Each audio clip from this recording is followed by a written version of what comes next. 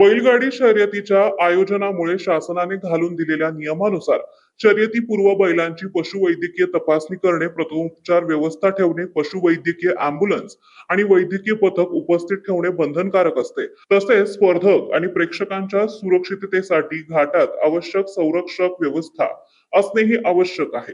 मात्र पानवण येथे झालेल्या शर्यतीत या नियमाची सर्रास पायमल्ली झाल्याचा आरोप होत आहे. याबाबत प्रांताधिकारी कार्यालय, पशुवैद्यकीय विभाग तसेच आरोग्य विभाग कार्यालयात चौकशी केली असता संबंधित अधिकाऱ्यांनी शर्यतीसाठी कोणतीही अधिकृत उपस्थिती नसल्याची माहिती दिली. तसेच पानवण ग्रामपंचायत किंवा श्री मरीमाता देवी यात्रा कमिटीच्या वतीने कोणताही अधिकृत अर्ज अथवा परवानगीसाठी प्रस्ताव सादर करण्यात आलेला नसल्याचंही समोर आलंय. शासकीय नियमांना केराची टोपली दाखवत हजारो नागरिकांच्या उपस्थितीत बैलगाडी शर्यत आयोजन करण्यात आल्याने आता प्रशासन कोणती भूमिका घेणार याकडे सर्वांचं लक्ष लागलंय.